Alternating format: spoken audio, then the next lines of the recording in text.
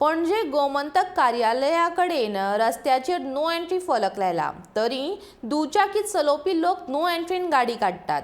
हाका लागून अपघात जावपाची शक्यताय निर्माण जाता आनी देखूनच हांगच्या थळाव्या लोकांनी पुलिशेक कागाळ केली।